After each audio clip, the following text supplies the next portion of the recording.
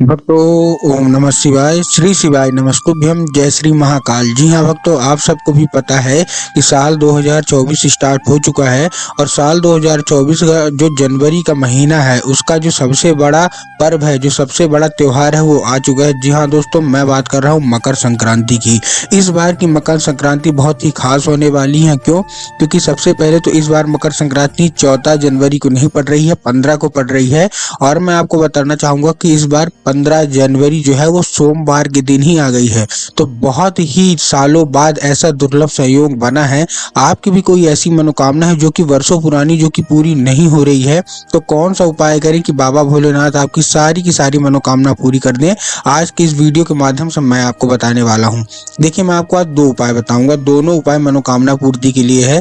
भगवान भोलेनाथ की ये जो बहुत ही खास पर्व आ गया है, पूज्य गुरुदेव कहते हैं कि जितनी महत्वता हमारी महाशिवरात्रि की रहती है, जितनी महत्वता सोमवार अष्टमी की रहती है, जितनी महत्वता प्रदोष व्रत की रहती है, उतनी ही महत्वता मकर संक्रांति की भी रहती है।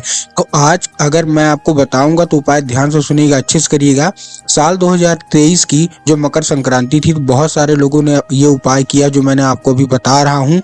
और उसमें पूज्य गुरुदेव की जो कथा होती है, उसमें बहुत सारे पत्र भी पूज्य गुरुदेव ने पाए कि हमारी सारी की सारी मनोकामना बाबा भोलेनाथ ने पूरी कर दी है। तो कौन कौन से उपाय थे आज की इस वीडियो के माध्यम से बताऊंगा, तो ध्यान से उपाय सुनिएगा, अच्छे से करिएगा। अगर आपने उपाय अच्छे से कर लिया तो 100% गारंटी है कि आपकी जो कोई भी मनोकामना है, जो कुछ पूरी नहीं हो रही है, तो ये उपाय करने से होगी। तो चलिए चलते हैं उपाय की ओर। लेकिन उससे पहले चैनल पे पहली बार आए हैं तो वीडियो को कर दें लाइक और चैनल को कर लें सब्सक्राइब, ताकि पूजनीय पंडित प्रदीप जी मिश्रा के रोज नए नए उपाय जो कि मैं उनकी कथा से सुनता हूँ, श्रवण करता हूँ, सबसे पहले आपको प्राप्त करा सकूं। तो देखिए, जो पहला हमारा उपाय है, आपको 15 जनवरी सोमवार के दिन, मकर संक्रांति के दिन करना है। इसमें आपको चाहिए 1 लोटा जल। क्या चाहिए? 1 लोटा जल। 1 लोटा जल और उसके साथ चाहिए 7 चने की दाल। उसके बाद आपको क्या चाहिए? 7 चने की दाल के साथ आपको चाहिए समी पत्र, और समी पत्र के साथ चाहिए 1 बेलपत्र। 3 समी पत्र चाहिए, 1 बेलपत्र चाहिए। देखिए, सबसे पहले आपको चाहिए 1 लोटा जल।